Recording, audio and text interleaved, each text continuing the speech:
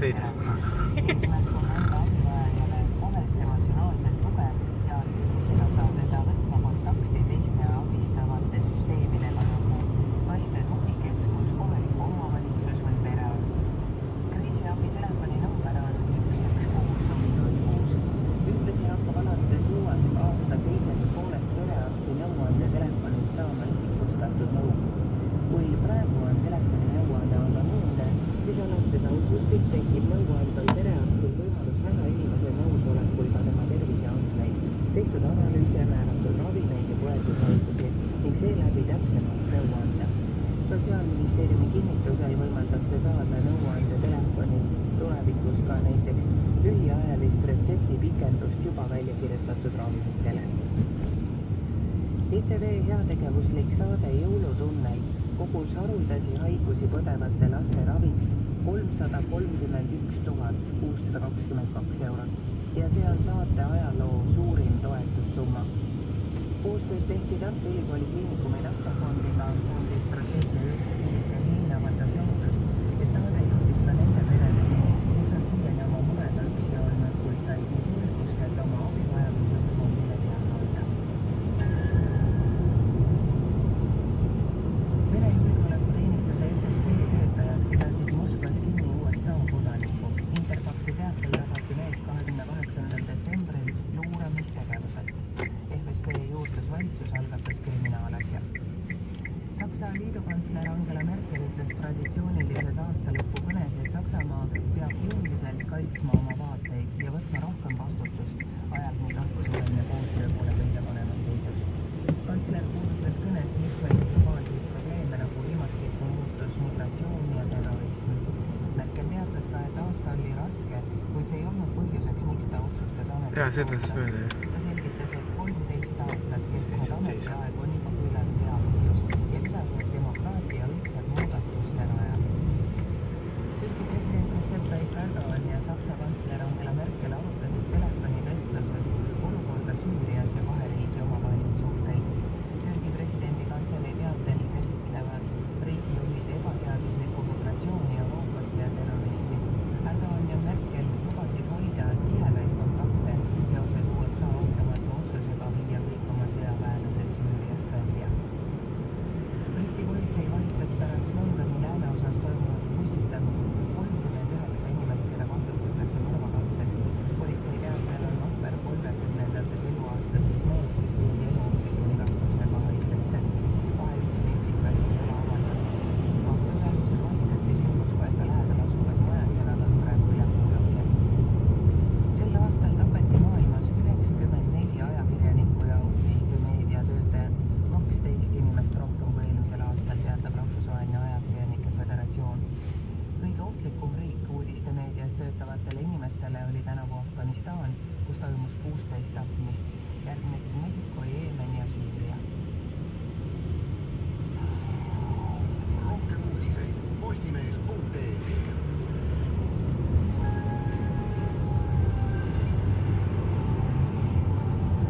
Ilmaajam.ee andmetel on olulise sajuta ilmaga õhtul jõuab saartele tihe sajuala, mis levib edasi mandrile. Sajab lund ja lörtsi saartel ka vihma ning on jäiteoht. Puhub muutliku suunaga tuul 6–12 saartel ja rannikul puhanguti kuni 18 meetrit sekundis. Ja õhutemperatuur on täna -3 +1 kraadi. Praegu on Tallinnas 1 kraad külma, Tartus ja Pärnus on 0 kraadi.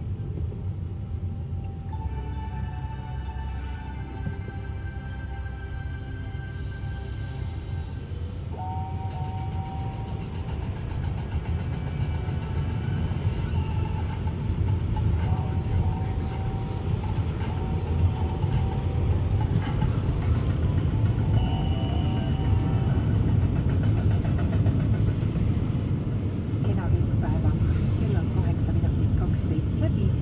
Räägime südapäevast ja uudiste teemadel ka pikemalt. Stuudios on toimetaja Ulla Lets. Juba homsest alustab tööd ööpäevaringne ohvriabi kriisitelefon 116 006. Selle eesmärk on anda abivajajatele kohest emotsionaalset tuge ja julgustada võtma kontakti teiste abistavate süsteemidega. Rei Pärnale rääkis kriisitelefoni eesmärgist Sotsiaalkindlustusameti ohvriabi kriisitelefoni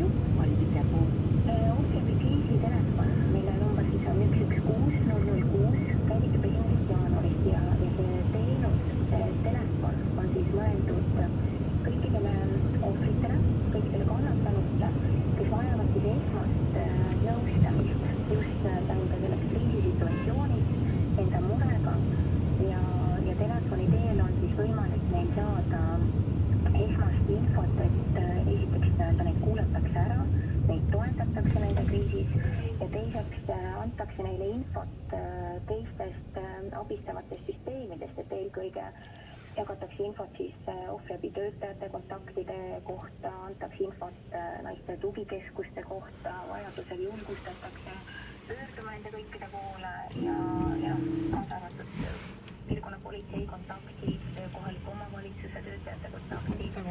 Et ühesõnaga kõik inimesed, kes saavad seda Tagumine ei tööta. see info kõiki edastatakse sellele inimesele, kes pöördub. Vaatad peeglist.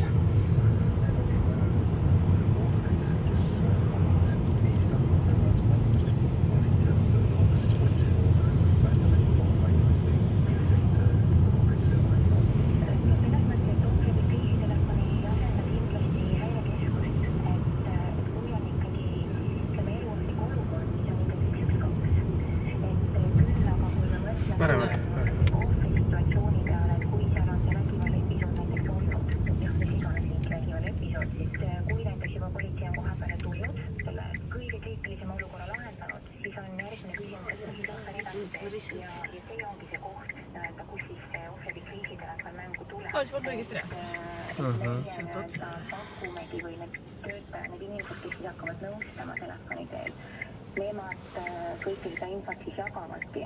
Kui palju inimesi selle numbrid on tööl, kes juba esmaselt vastu võtavad süsteemi ka siis üleval hoiavad? Kokku on 5 inimest ja korraga ikkagi vastab siis 1 inimene.